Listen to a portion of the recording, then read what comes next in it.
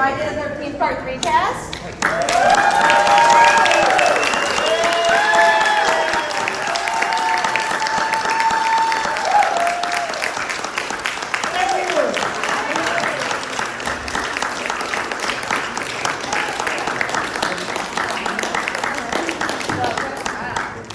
I'm coming to Phoenix again. Yeah, you guys are good. This is amazing.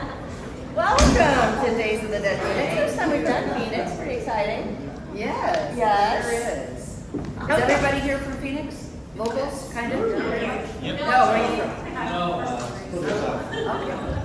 Okay. Everybody from America somewhere? Yeah. Or Earth? We have a couple of first-time convention goers over there. Right? Yeah, you can see the shocked look in their eyes. What did I do? So many average-looking people. Except for those three in the back. Yeah. Oh my God, that's a great shot. It's a great shot. It's a bit intimidating. Wait, don't move, you guys. Yeah, I actually want to take that.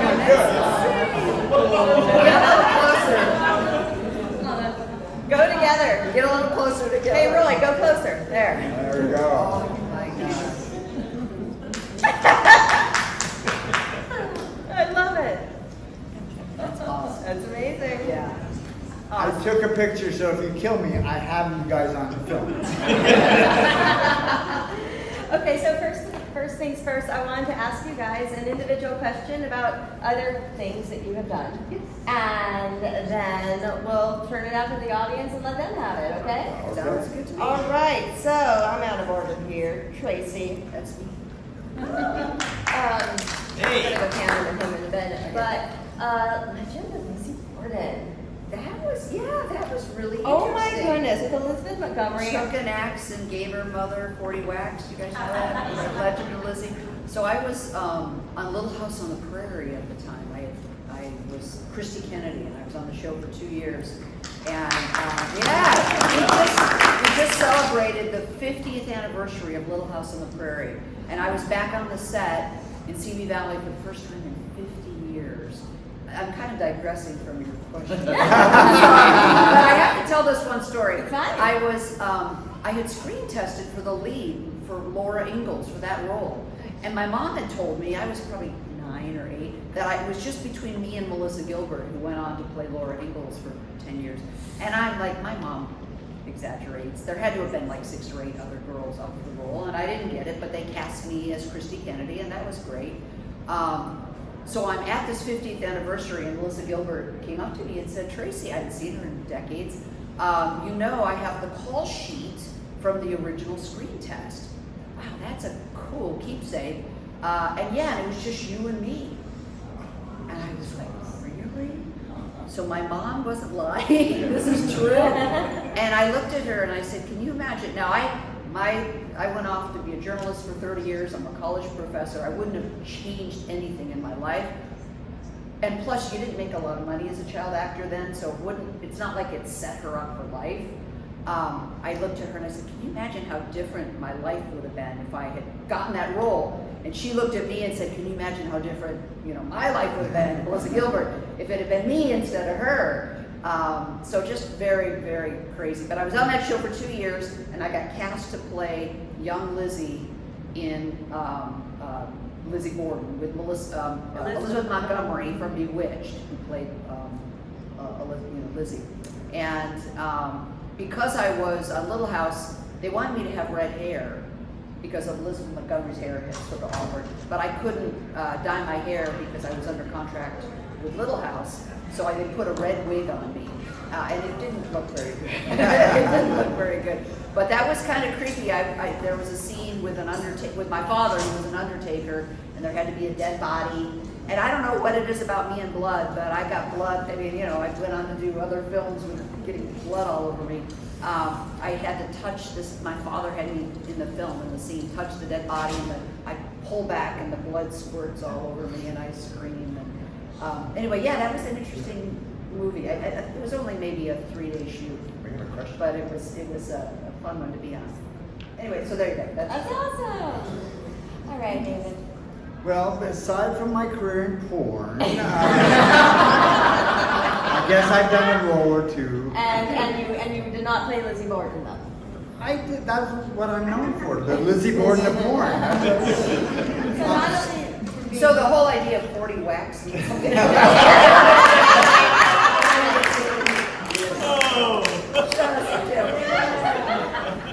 Okay, but I know I've done other work. I guess the biggest other credit was I was on Grimm. I had a guest starring spot on that one time, and the funny story for me about that, I played like Tracie here, who gets blood all over. I died in Grimm as I died in this film. I guess that's what they like in me.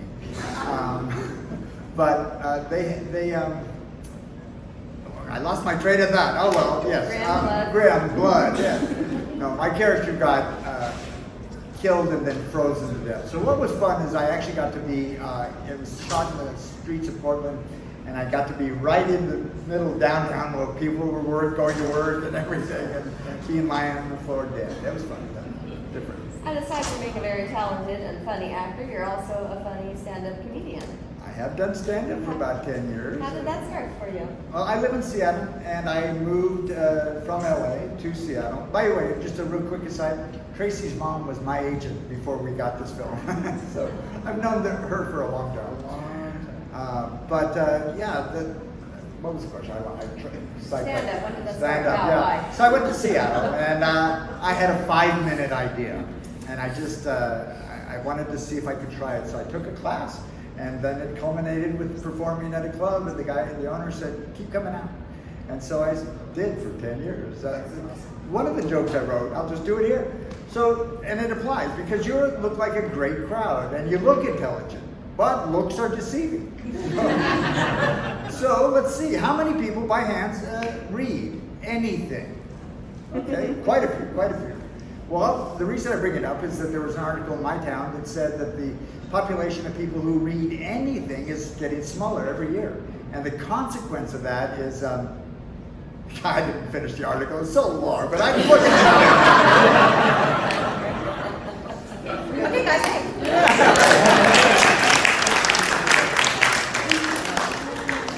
Paul, first of all, thank you guys both for being here. This is very exciting. So happy to have you, right? This is the first You guys, this is very special to us. It is. Yeah. Special to us too, because we know that we don't get to see you guys. Yeah. So it's very thrilling to have you here with us.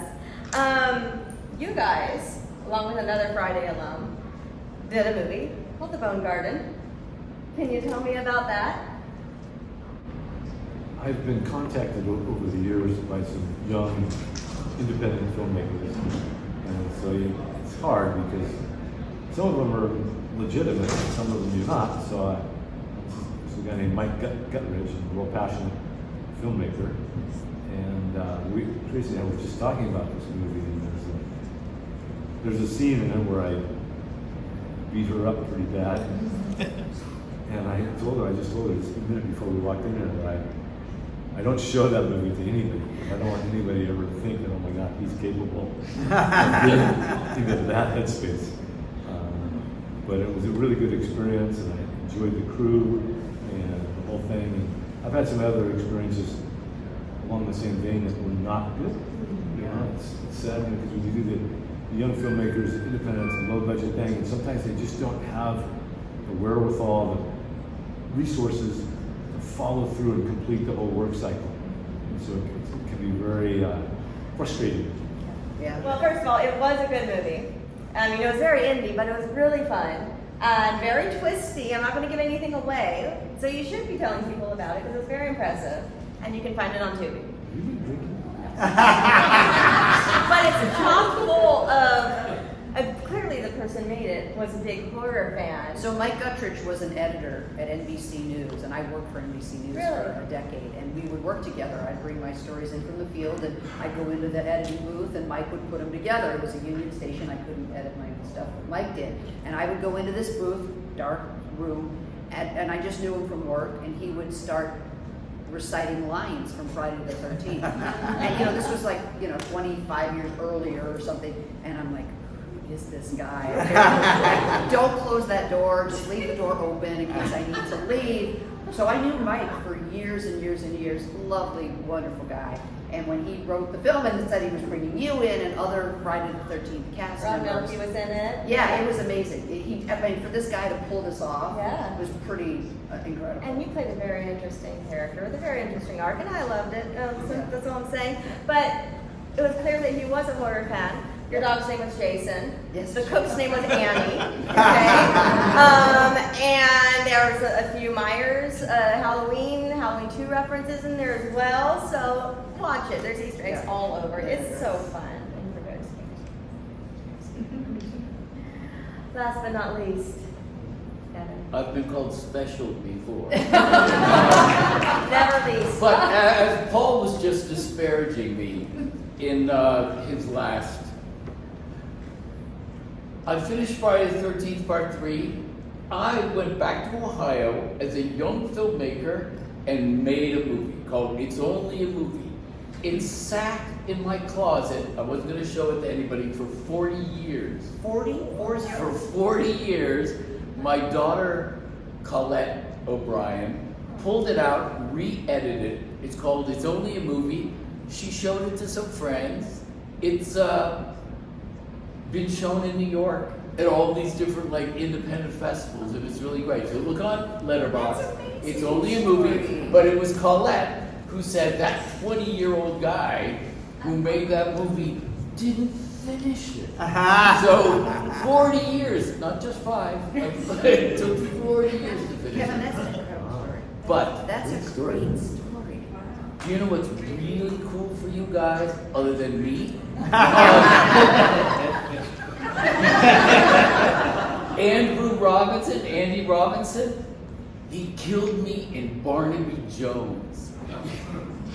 He picked me up over the desk, threw me, broke my neck as Kit Niven sat by horrified. And Barnaby's daughter, Bonnie Ebsen, who was on every year as a special guest, she was a songwriter at the time, that year. So she was a song. Anyway, so yeah, Andy Robinson killed me in Barnaby Jones. I guess that's a theme. They keep wanting to use us to die. Speaking of dying, I'm a big Warlock fan. I love it so much. Warlock is fun. It's another Steve Miner film. Yes, it's so much fun, and the late great Julian Sands, just a great movie, and you were hilarious in it. You Thank were one of you. my favorites. Tell me about your experiences of working on it. As John Fury was a friend of mine, and then John did Part 2, and actually, they didn't know whether Friday 3 was going to be another Friday movie or if they were going to do the Halloween thing, just a whole different story. So they were reading scripts, and John introduced me to Steve, and then I pitched him this script, which was It's Only a Movie, which I went and did the next summer, and he didn't go for it. But we became friends with John. We knew each other through John. So when Warlock came up, he gave a call, and it was so much fun because I really like Steve. He's really great, and Julian Sands, obviously, was a great actor, and Richard Grant is in Warlock. That was his first American thing, and Great actor too. I tell you something, if you promise not to repeat. But we sat at this party, Richard Grant and I, anyway. Warlock was a lot of fun. Great. He remembered his daughters in the audience.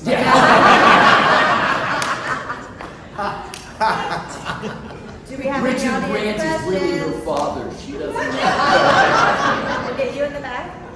How many different endings were there in Part 3? Oh, I don't know that we know. I maybe there.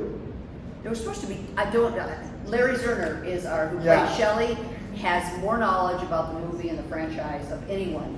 Encyclopedia. Yeah, he's the mayor of Part 3. But if he were here today, he would be able to answer that question. I think there were 2 endings, right? I mean, But if you all come up to Indianapolis in 8 days, Larry will be there. We can get this answer. yeah. As far as I know, there were 3 endings to the There you movie. go. Okay. The first one was when Loco gets the pitchfork. The second one is when he's thrown off the barn onto Ali. And the third ending is when he's dropped from the tree by a rope. Those are the three endings. For me, anyway. Oh, maybe, there are other people in the film, right? Oh. Whose idea was it of the mask? Well, that was in the script, but what's really amazing about that is that this prop became famous not just in Friday the 13th series, but as a prop for iconic prop in horror. You see that, you know what it's about, whether it has Jason or not. So that's pretty crazy, I think. Who was it today, this weekend, someone mentioned that they'd heard that you had wording on the mask? Yeah, that it was needed because, was it for the 3D? It was easier to shoot him with a mask on. Oh, well, it was faster than doing all the makeup and all of that. It would just throw a mask instead of having to do, the cover up his hair and his head and put the whole bald wig thing on him. And so the mask was just faster, quicker. I think it was also just a happy, one of those kind of serendipitous events that just became iconic. Yeah. I mean, nobody said, "Oh, this is going to be a." Oh, nobody No, knew it's it. like inflection point. he's sitting in makeup for 2 hours before we can shoot him. This is ridiculous. We're burning time here. Throw a mask on him, and then and he'll look scary, and we won't have to waste the time in makeup. That's my story on it. Did you guys have any say in any of your kills? I didn't hear. Did you guys have any say in how you guys were killed off at all? Or? Oh, no. No. That was a script. They wanted to stick with it. And if you notice that so many of the deaths played up the 3D element, so those are carefully scripted, choreographed, and technology. Somebody earlier was asking me, how was it working with the 3D? And I said, well, it was a pain in the ass. And because it was new technology, but also as actors, actors have a level of insecurity where they want to do it again and get better and do it again, and there was none of that. It was like, we got to keep moving because we're spending time getting the 3D set up right, and then we had this special crane that was a challenge technically, and so it was just a technical challenge because of the 3D effect. I liked it because it added to my paycheck. Because there was a scene where Shelley's juggling with Jeffrey, and that scene in 3D took at least 5 days to get it right. So I got to come back to the set, never acted on those days, waiting around for them to get it right. But really, the star of the movie was the 3D. Yeah. It was. It was treated as the star of the movie. It was the 3D. That was it. The camera making that effect work. Everything else was just Secondary. yeah. I mean, go ahead. My favorite part was, I'll never forget this, the premiere, sitting in the theater and the credits come out part way and the music changes and they come out further where they're between you and the person sitting in the row in front of you. You're just like, wow, that's fucking heavy. I really enjoyed that so much. That was a really unique aspect. And to this day, whenever I watch it, even on a television, where I'm like, man, that was really an amazing choice.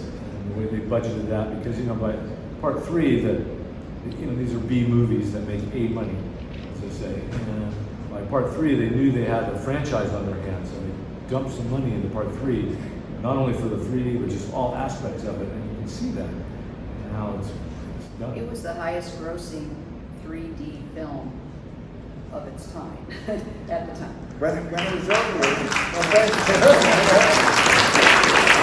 And we got zero of that, but it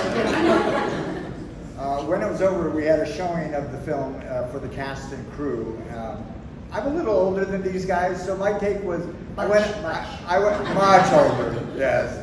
Small. I went up to Steve Miner and Frank Mancuso, the producer, and I said, "This is not a good film." And they said, "It's named Friday the 13th, and it's the first time there's been 3D in 20 years. It's going to make so much money, we don't care."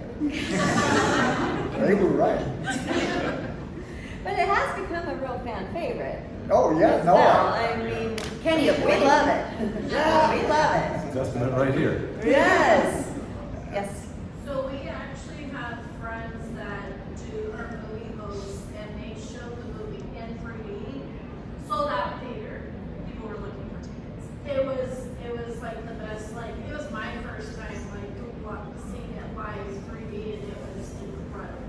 they do it at certain theaters, and if you ever get a chance, it's a different movie in 3D. It's just Don't miss that opportunity. or be sensible and miss that opportunity. Jason was raising his axe. Did he have a question? Raising his act. No, No, he's just waving, he's just threatening us over there. Okay, I'm just making sure. I don't want to ignore that one. Okay. Okay. You know, he does. This is Jason. Roy has a question. You can also end the endings in the movie submitted. What ending would you change? I'm sorry. Would you ever alternate any of the endings that we've been in the movies? Well, we all would change it so that we survived and went on to do the next 6. Yeah. The sequel and the I sequel mean, after that. Yeah, that makes perfect sense to me. I see this Friday the 13th being a movie about a stoner. That's That's the story of the audience. Can I say one thing? We You already had did. no idea. Can I say 17th thing? We had no idea that this would be 40 years later so embraced, and we are grateful. Yeah. We are grateful. I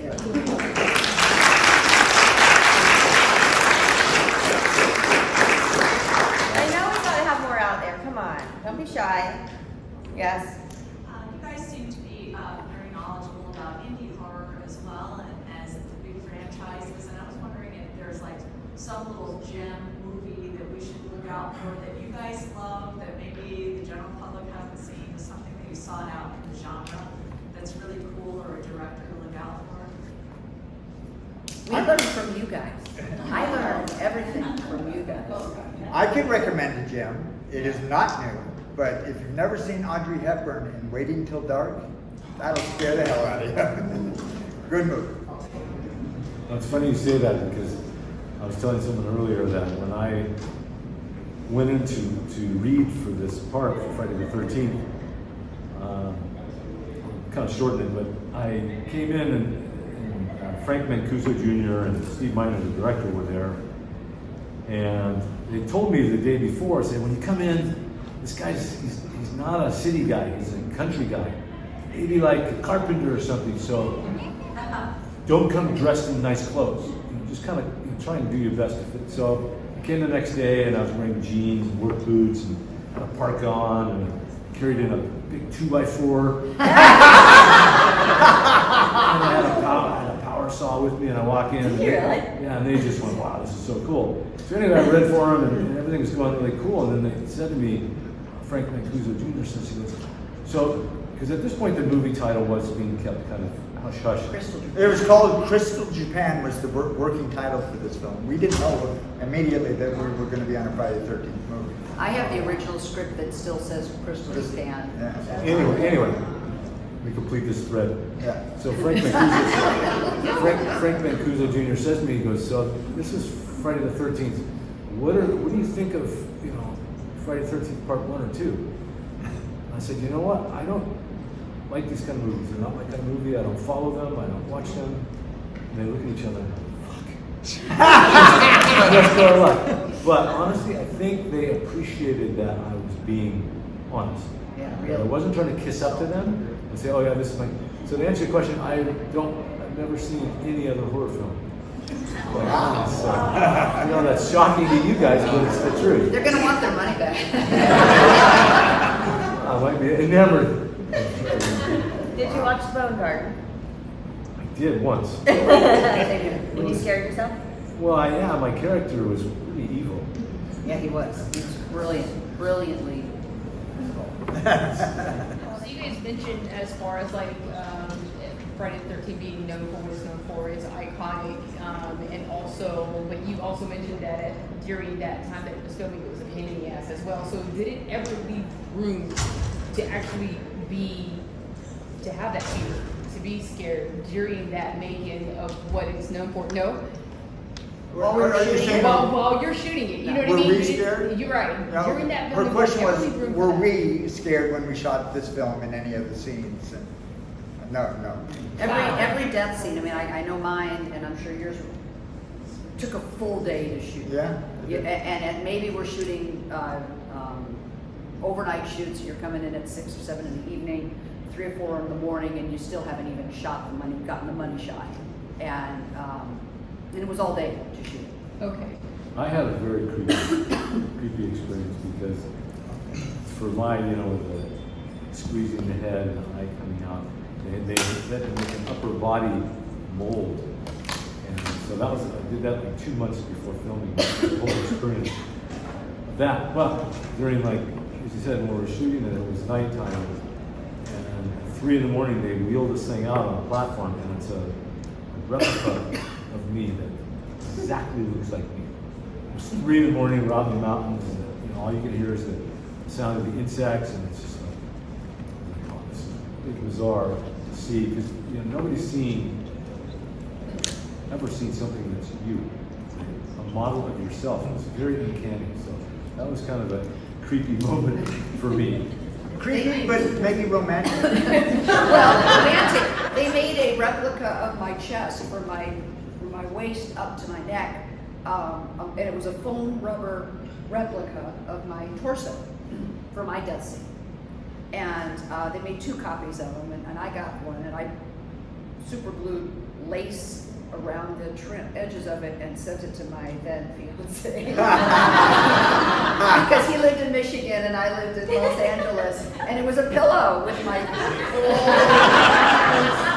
Oh, that is romantic. Now it's available on eBay for $1.5 million. I didn't marry, I broke up with him 6 weeks before the wedding, so I think the torso ended up probably in the trash.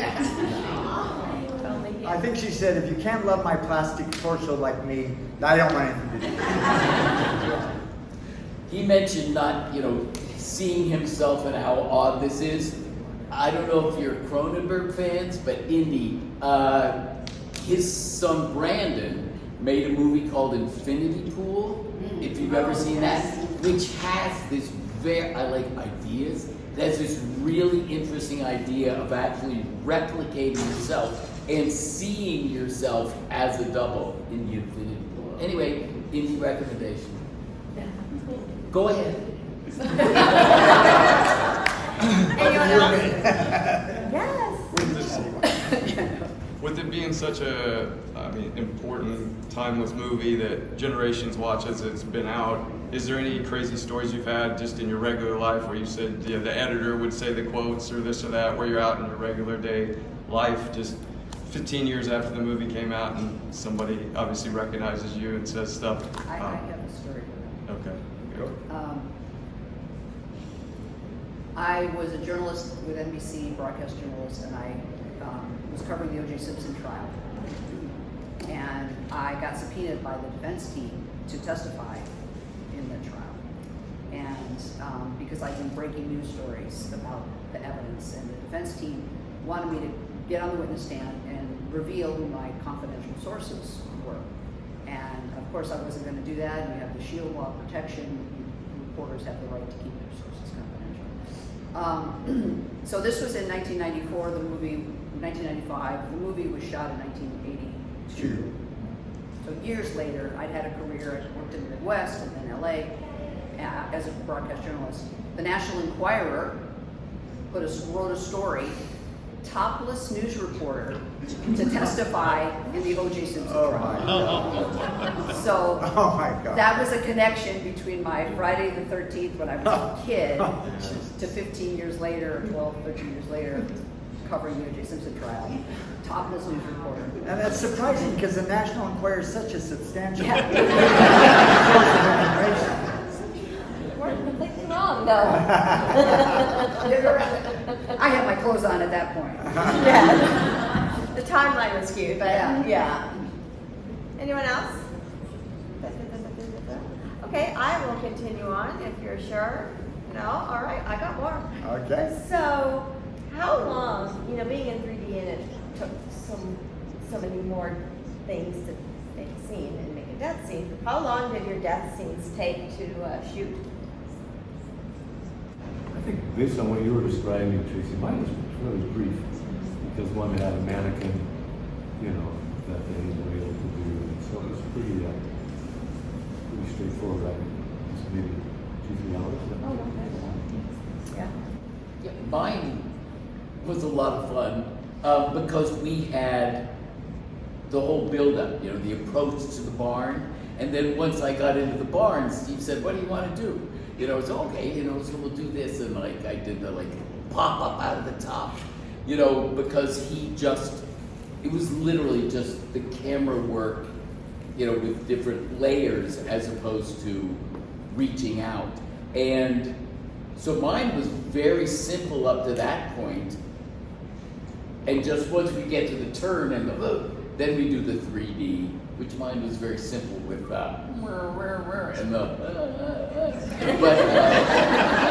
but it was fun. The actual technical part of the 3D for me was so simple. Also, it was the barn and it was during the day more or less. So they had more opportunities to have light, which is what the cinematographer kept saying. We need light.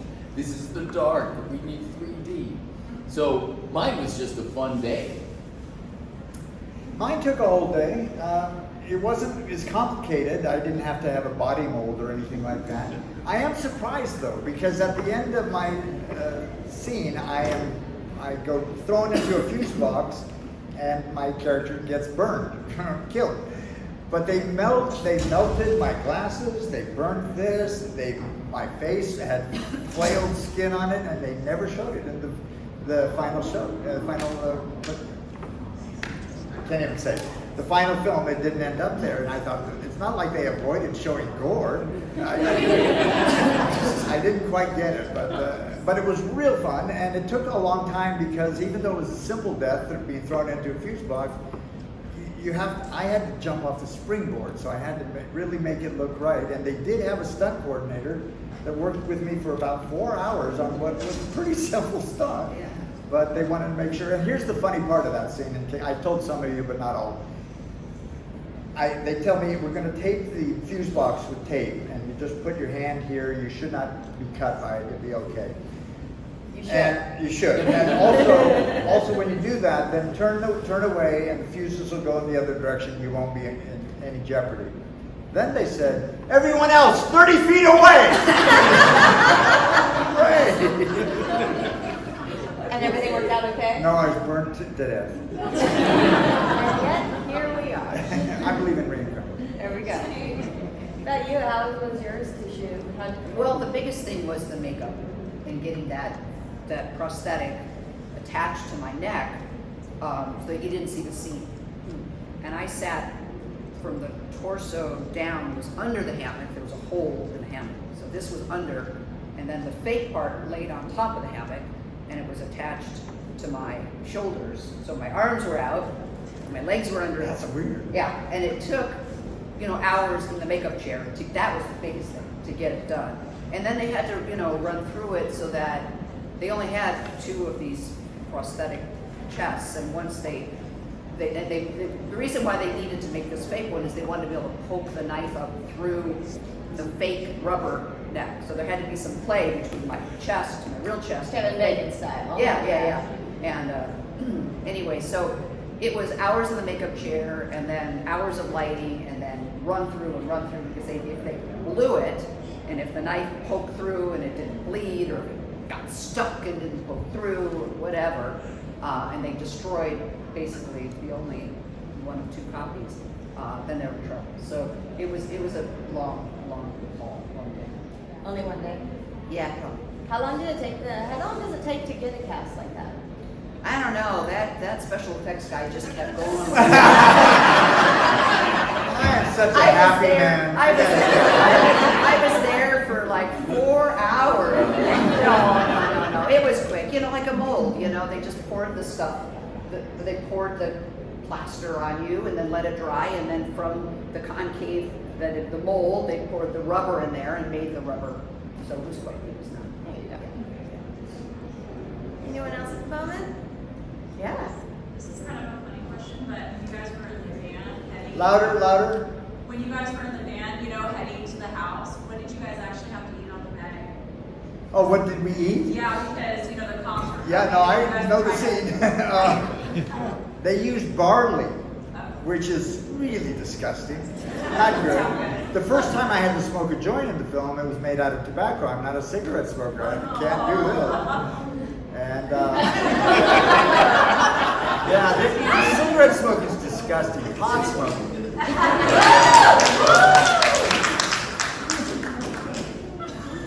So barley.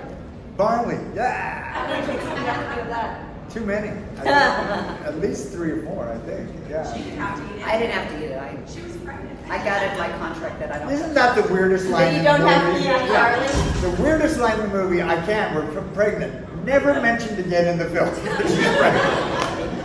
But it was funny because you wanted a beer, but then you decided not to have a beer. Ever the responsible whore.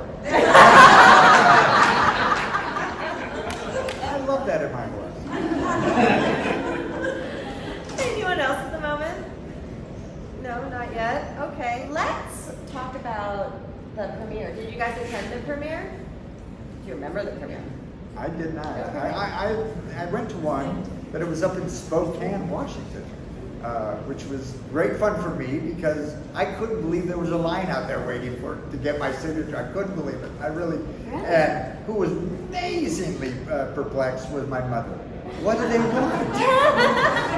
They like me, Mom. Oh my God. Did your mother go with you and watch the movie?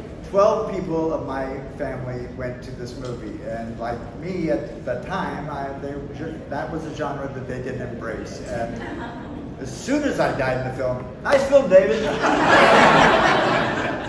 They left. They did. Friday the 13th of August, 1982 was the final morning of my shooting. It's only a movie. And so I went to the local Columbus, Ohio theater where they had set up for me to do signatures. And I took my 6 youngest brothers. And I have a picture of like all my little brothers, like in a line, like with all their 3D glasses. Oh, That was my premiere. That's cool. That's a That's neat story. That's a very. you nothing? I was living in Michigan with the then fiance, Yeah. and we saw it in a little. Who still has that incriminating And we saw it in a small theater. I kind of just snuck. No one knew that was me. And I just kind of quietly just watched, and then it was over, kind of left. And it wasn't a big. Wasn't a big deal. My sister overheard in the restroom at that theater these 2 young girls and said, "Do you know who he is?" "No, I don't know who he is." "Well, we better get his signature anyway. He could be famous." Did you attend any of the premieres? Do you have any memories from when it's released? In Westwood, in LA, the V night, the premiere. We have one person that attended. I have a bunch of my friends and family. We have a picture of like 40 people with glasses on, in the theater. Yeah, it was really exciting. Wow. That So, was a different era, right? Because it was about film and theaters and premieres and it was a different vibe. Westwood was where you'd see movies and where new movies would come in Los Angeles. Where they're talking about is right by the UCLA campus. It's a fairly wealthy set of retail stores and a nice big theater. Well, we didn't have multiplexes in the early 80s and mid 80s, we did, but not like we had in the 80s and 90s. And the new movie came out, it premiered in Westwood. So to have the screening in Westwood is pretty cool. what was the reaction of your friends and family that were there? Oh, everybody loved it. I mean, it's just, how can you not? It's just a fun thing. Did they have any reactions to your fantastic death scene with the eyeball? I like that. I did I too. don't know if my mom enjoyed that. Now, did I read online? Now, this is something I think I read a long time ago. Did you go on to become a chiropractor? Yes. So, of all of our characters in this movie, who has the most damage for you to fix? Chiropractically. I'm seeing David. I gave him trouble yesterday. He's already applying. I tried to help him out yesterday, and it was like trying to adjust a tree or something. I'm a very tightly wound. I mean, he's someone as young as him too. That was false praise, I think. The other thing that I don't know, some people don't know, is I live in the South Pacific. I live on a small island halfway between Fiji and Australia. It's called Vanuatu. I don't get to these often, so I'm making a trip. They Are don't, you- they don't have cons in Vanuatu? What would you be doing today, this weekend, on your island if you were not here, if you were home? What's your regular, I mean, he's on an island with a view of the ocean. He wakes up every morning. What would you be doing today? Well, if the weather and everything, the tide was right, maybe go snorkeling or diving or Yeah. surfing. Yeah. I still surf. Yeah. Yeah, it's an interesting lifestyle. Like going to, living in a place is so much different than visiting. You go on holiday to Hawaii or somewhere in the Caribbean or wherever, even down where I live. Going on holiday is a different experience versus living there. It's to deal with all the aspects and issues of a small country that's struggling, and the government's horrifically corrupt, and the culture is very different. The Melanesian culture is, they have hearts of gold, but it's crazy. And to go on there, it's an interesting experience. I think it's really good too, because I encourage everybody, if you ever have a desire, just go for it. Because America is a different experience, and we tend to have this very isolated perspective on the world. When you get out and you meet all these people, like where I live, there's a lot of NGOs, non-governmental organizations like UNICEF, Red Cross, and blah, blah, blah. There's many of them. And so you get these people that have been all over the world. They've worked everywhere in the world, Africa, very interesting people that have a whole different perspective on life. And we tend to, as Americans, we have a very ethnocentric perspective on the world. So it's really fascinating to be in it. And then also right now with China trying to do their world domination thing, Vanuatu is kind of ground zero for that in that region. And it's just crazy to see it in real time happen. Anyway. So bring it down, sir. No, I got one more question. So, are you retired, or are you like the island dog? No, I still work. That's part-time. awesome. That's awesome. And I teach yoga. Oh, there you go. So you guys, David and I and Larry Zerner we do these conventions 2 or 3 a year maybe. For the last 5 or 6 years probably. Yeah, but we're like family. Kevin has been in a few. He's family, and we have so much fun. We can't wait to get together. It's like family getting together, and we've been begging Paul to join us for years.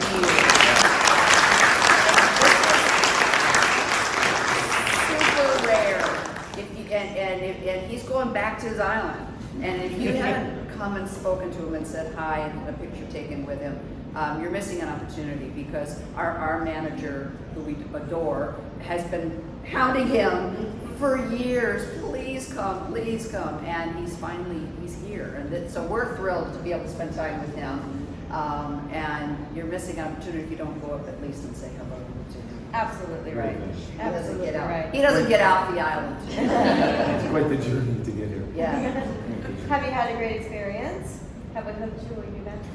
I had a tough Lie, Rick. I had a tough journey here as I kind of came here and started getting an intestinal thing happening. So it's just kind of like, whoa, I can't, and so, but no, it's been a great experience. Like I think we were alluding to this earlier that Friday the 13th fans, or horror fans in general, Friday the 13th fans in particular, you guys are an amazing group of people.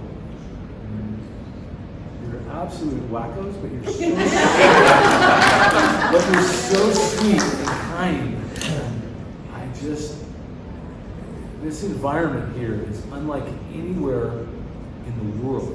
I mean, you look around and the different types of people and just how they look and how they choose to express themselves and all that. I don't think you could find this anywhere in the world, and there's no judgment here. That's what I love about this group of people. I love it. That's a testament and a compliment to you, and so in that respect, it's just a joyful experience to be here and to be in an environment like this, because nowhere else in the world can you experience this, literally. And it's generational. You bring your children, and then they bring their children. I have 18-year-old college students who come up to me and recite lines that I don't even remember because their mother and their grandmother took them to see the movies, and that's amazing too. This genre, the horror genre, is so unique in that you get generations after generations who are absolutely as loyal as you can find. I mean, 40 years ago, we never anticipated that there'd be this interest now. And it's just, and it happens because they pass on this interest to their children, and it's just fantastic. Keep doing it. Did you want to add to any of that, or just echoing it all? Echo. Yeah, someone just said grandchildren. How many are kids of horror fans or grandkids of horror fans? Wow. Mothers of horror fans. Yeah, like we got generations. Which is, My grandma got me hooked. see that? Yeah, and she had a house full of foster kids, and I was an only child until I was 13. And so I was always like wanting to hang out with her high school foster kids, right? 'Cause they were cool, right? and one day we rented Suspiria, and I'm like, ballet and witches, what? What? I was 8 years old. It was 1990, and I was like all horror all the time from then on. And your movie came not too soon after, so you were almost at the ground zero for me as well. You were So 8 years old in 1990? So was I. So was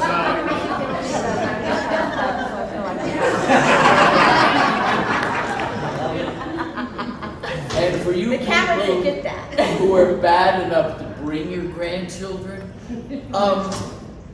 I actually was at one point a grandchild, and we read stories. Maybe not, David didn't read to the end of the story, as he told you, but they're the same stories. There was the boogeyman. Yeah. You know, this really just kind of echoes the same things that I grew up with the really dark Grimm's fairy tales, or Shock-Headed Peter, or all the horrible stories.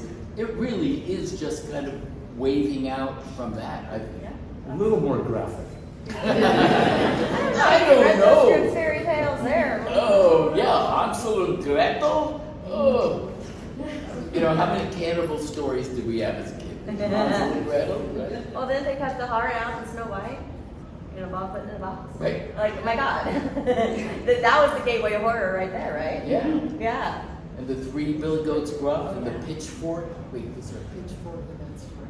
Anyway. Fix it. It's a problem now. Yeah. Well, guys, please give it up for everyone, especially these kids.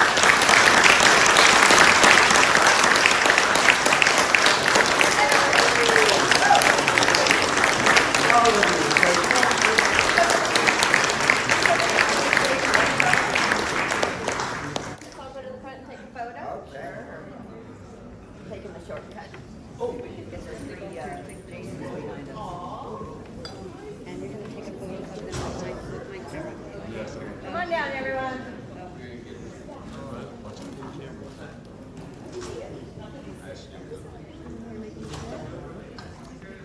My pleasure. Oh, I'll put that out of my mouth. You don't have to worry about the camera there. We'll take about 3,000 more. Yeah, one from higher up, so we have one chin. One chin. One check. Oh, well, I had the MySpace angles on here. Thank you guys again so much. Thank you, guys.